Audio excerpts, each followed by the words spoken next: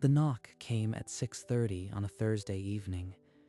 Emily answered to find her father standing under the flickering hall light. David Harris looked thinner than she remembered, his collar damp with sweat despite the cool air. Emily, I need your signature on something. Just a family forgiveness agreement. Nothing complicated. Emily took the notarized page and scanned each line without hurry. How much did the secondary trust mature for exactly? That's not. It's just paperwork. The important thing is keeping it in the family. She set the paper down and slid it back across the table with 2 fingers. I'll see you in probate court, Dad. David's mouth opened, but no sound came out. That sentence was 2 years in the making. 2 years earlier, Emily was 22, sitting at her father's Thanksgiving table, still believing she had a family. The dining room was warm with the smell of sage and brown sugar. David Harris stood at the head of the table, wine glass raised, smugly surveying his family. Before we eat, I want to share some news. Emily, your grandmother's trust, I've redirected it to Jacob's education. It's the practical choice. You did what? Told you she'd overreact. That fund was for me. Grandma set it up before she died. You had no right. You are resourceful, Emily. You don't need a handout. Jacob has potential. It's what your grandmother would have wanted. Resourceful.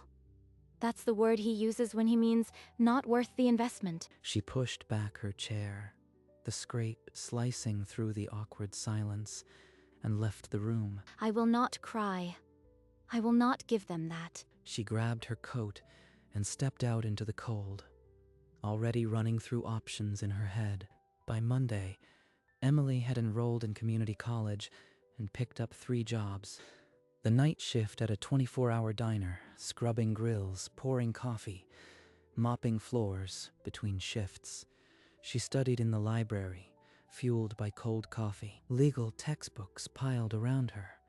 She learned to function on 4 hours of sleep. I will not stay on this side of the counter. Her apartment was a brief stop, a folding table, a microwave, a calendar of exams. In the diner kitchen, she rehearsed legal terms while cooking eggs, memorizing torts and trusts. 18 months later, she crossed a stage, paralegal certificate in hand. No one clapped for her. The silence felt like confirmation. She was on her own, just as she had been since Thanksgiving. 5 days later, an interview at an estate litigation firm. She pressed her gray blouse and walked in. The firm hired her that same afternoon. Emily started as a junior paralegal, handling probate filings and trust administration. She arrived early, left late, and volunteered for the most complex cases no one else wanted. Every file they touch, I'll touch harder. Within 3 months, senior partners trusted her with sensitive client documents. One afternoon, she searched the county records database for a name, Margaret Benson, her grandmother. The original trust document was right where it belonged, scanned and stale. She requested a certified copy. A week later, it arrived in a thick manila envelope, official and heavy. Grandma wrote this, not David, and he never read past the cover page. She carried it home and sat at her small kitchen table, the yellowed pages smelling of old records. She unfolded the pages and began to read, the knot in her chest tightening with every line. She flipped past the cover letter David had signed, scanning sections dense with legalese. There has to be something. Grandma wouldn't have made this easy to get around. Then she found it. Subsection C, buried on page 7. Unauthorized redirection. Any unauthorized redirection of the principal shall trigger full repayment with interest at the statutory rate from the executor, personally payable to the beneficiary. The clause was unmistakable. Her grandmother had written a trap, and David had walked right into it. He never read this. He thought executor was just a title. Emily read the paragraph again, slowly, letting each word sink in. She could require him to repay every cent, with interest. She pulled out a yellow highlighter and marked the paragraph. Then she photographed it with her phone. She created a file on her laptop, organized and time-stamped. Evidence, in case she ever needed it. I am not the resourceful one. I am the patient one.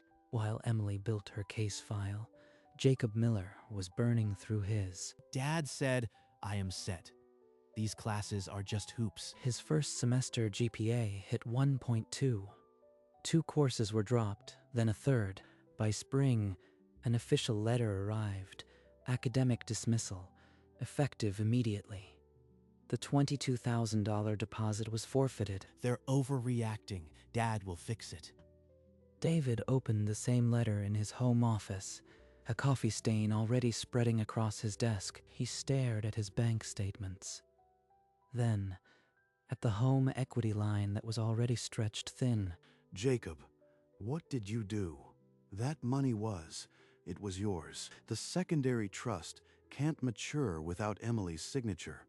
If she finds out why I need it. He folded the letter and locked it in his drawer. No one could know. Emily heard about Jacob's dismissal through the courthouse grapevine. She felt no satisfaction, only a cold readiness. Hypothetically, if an executor redirected a trust without authorization, could the beneficiary force personal repayment? The senior attorney didn't ask whose trust. He read the highlighted clause and looked up. "This is bulletproof," he said.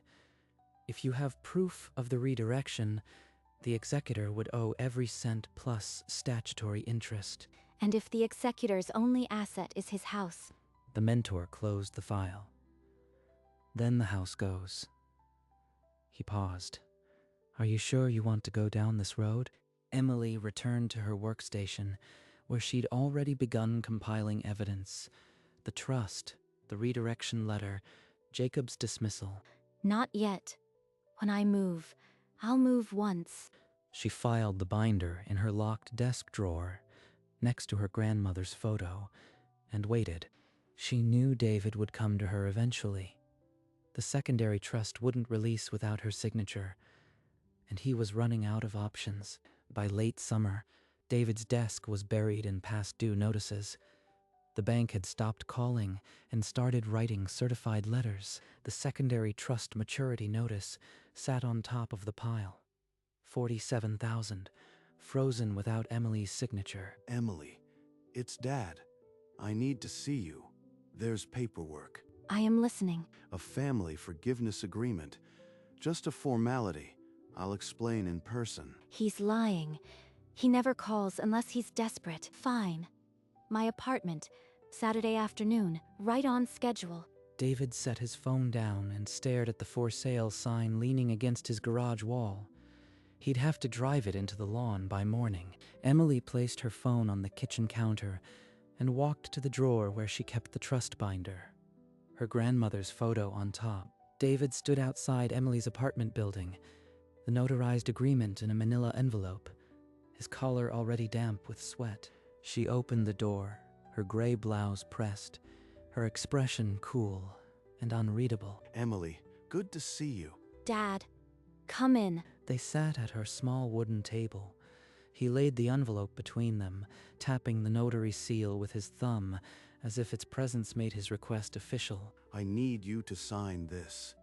A family forgiveness agreement. It's for your grandmother's secondary trust. It releases the funds to me, but it won't affect your inheritance. It's purely a formality at this point. What am I forgiving, exactly? Old trust adjustments. I redirected some funds for Jacob's education. It was years ago. It's all legitimate, I assure you. Keep talking, Dad. Every word you say is evidence. Emily spun the forgiveness agreement around and scanned the legalese. It said nothing about a trust clause, only that she released all claims against David as executor. Before I sign, did you ever read the full trust document? Not just the cover letter, the dense part. What does that have to do with anything? I am the executor. I handled it. She lifted the trust binder from beside her chair, opened it to a yellow highlighted page, and slid it across the table. Page 7, subsection C.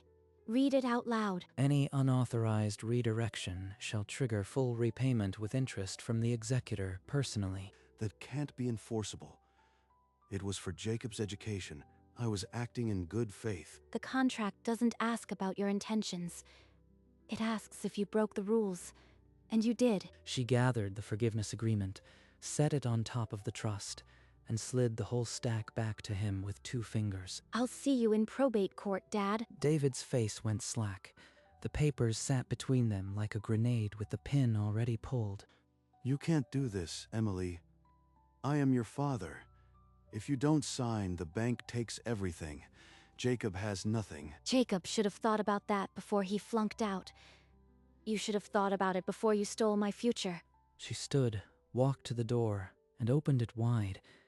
The afternoon light fell across the threshold, but his face stayed in shadow. I'll fight you then. He snatched the envelope and left. The door clicked shut, and Emily stood alone in the quiet. In his car, David sat for 10 minutes, hands shaking on the wheel. He'd never lost an argument to her before. At home, he called a lawyer, a friend who owed him a favor. He described the clause, his voice rising with each sentence. There has to be a loophole. I was the executor. I had the authority.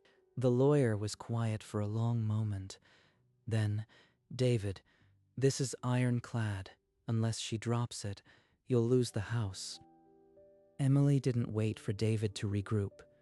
Early Monday, she walked into the county courthouse with a petition she drafted herself. She attached the trust, the redirection letter, Jacob's dismissal, every piece of evidence, and filed it with the probate clerk. The clerk stamped a case number and set the hearing for February 14th. 3 days later, a process server knocked on David's door and handed him a thick manila envelope. David tore it open in his home office. His eyes locked on the highlighted clause. He grabbed his phone and called his lawyer, his voice cracking on the first sentence. She actually filed. My own daughter is suing me. The lawyer confirmed it was real. The petition was airtight. David had to appear or lose by default. 4 months. I've waited 2 years.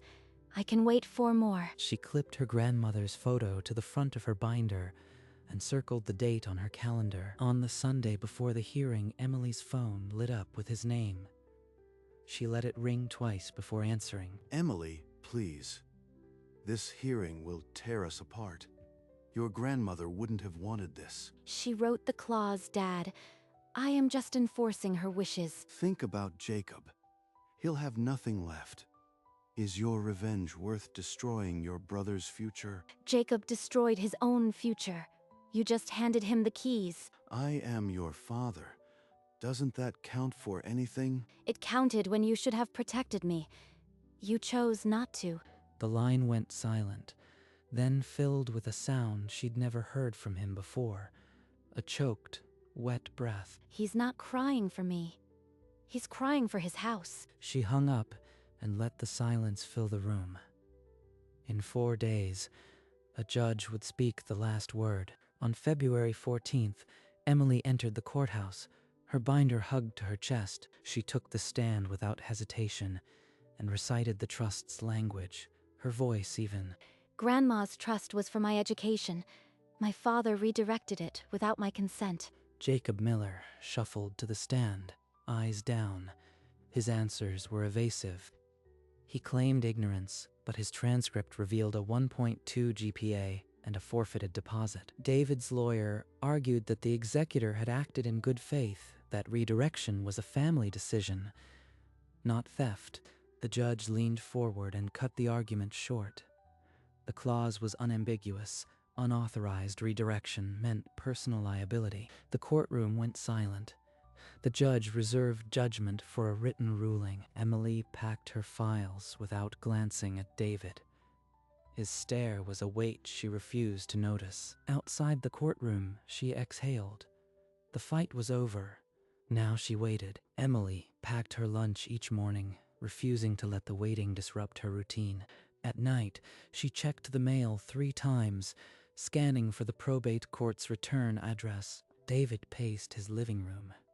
the for sale sign still planted in the lawn.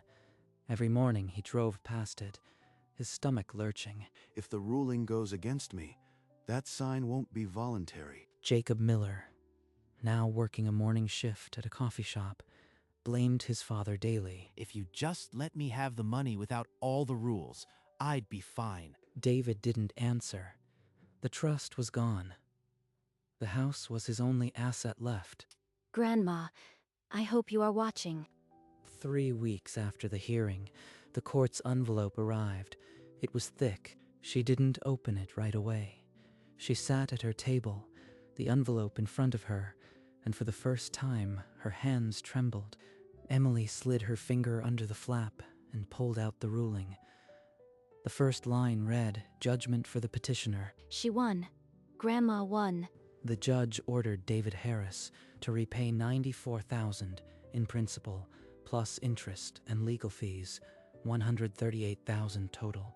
David received the same envelope that afternoon. He read it in his car, parked outside a coffee shop, the engine off. She did it. She took everything. Emily's bank balance flipped from red to black overnight. She stared at the number on her laptop, numb. She paid off every student loan that evening. The screen flashed 0 with a quiet chime. I worked 3 jobs for this. He threw it away in a semester. The for sale sign in David's yard now read bank owned. His home equity was gone, absorbed into the judgment. He called me resourceful. Now I am resourceful with his money. Emily stared at the remaining balance and opened a new browser tab. She typed, "Margaret Benson Scholarship Fund." She transferred $50,000 into a high-yield account. It wasn't charity, it was legacy. David's house sold at auction. He packed a rented van, the for sale sign still stabbed into the lawn. His new apartment was a 1-bedroom off the highway.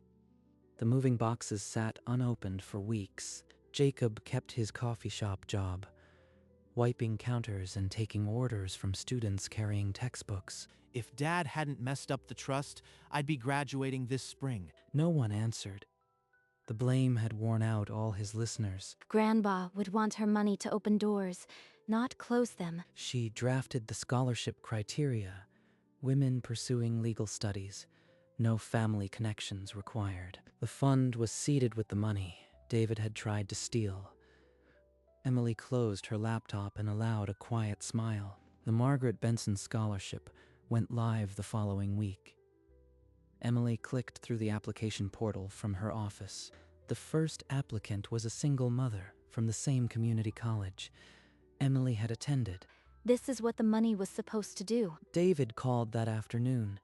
She watched his name flash on the screen and let it go to voicemail. He called again 2 days later. She deleted the notification. On her desk at the firm, next to the scholarship brochure, sat her grandmother's photo. You didn't just give me money, Grandma.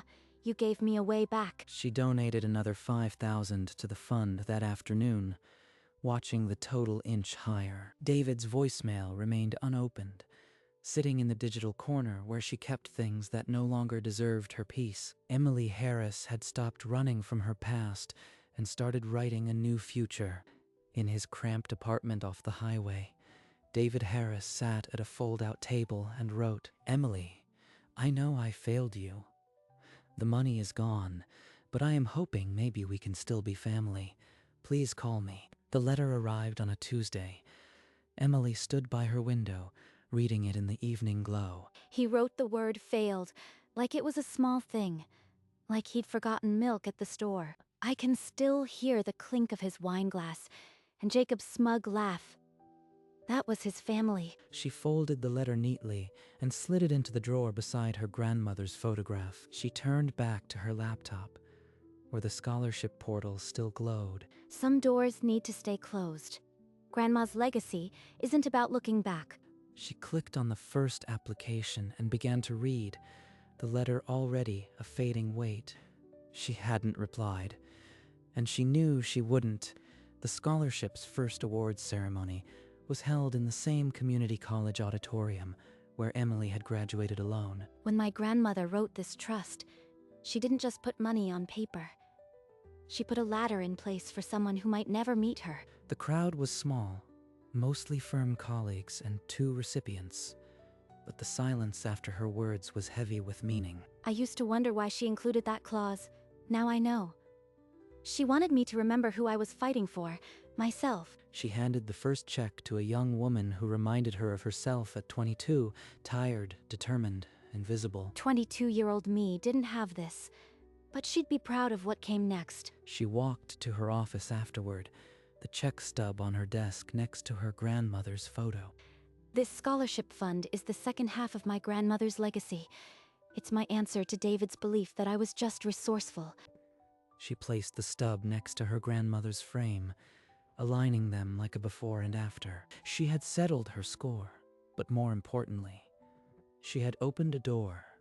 The grave could wait one more day. The cemetery was quiet under a pale morning sky when Emily arrived, carrying a bouquet of white lilies. She knelt beside her grandmother's headstone and laid the flowers down, the cool granite under her fingertips. Beside the lilies, she placed a copy of the probate ruling, the wind catching its edge. You protected me, even after you were gone. The words felt like the final sentence she'd been writing since the night of Thanksgiving. For a long moment, she stayed in the quiet, feeling a release she couldn't name. She traced the engraved letters once, then stood. The folder was empty. Every penny is working now. The legacy is alive. She looked at the stone one last time, a faint smile crossing her face. Then she turned and walked toward the iron gate, the morning light stretching her shadow behind her. Later that afternoon, Emily sat at her desk at the law firm, the weight of the morning still settling in her chest. She unlocked her phone and opened a photo of her grandmother, the same image that had anchored her binder for years. Look, Grandma, it's all yours again. She lowered her laptop lid, the click echoing like a door closing softly. She stood, gathering her bag and the framed photo from her desk. Nothing left to prove. Not to him.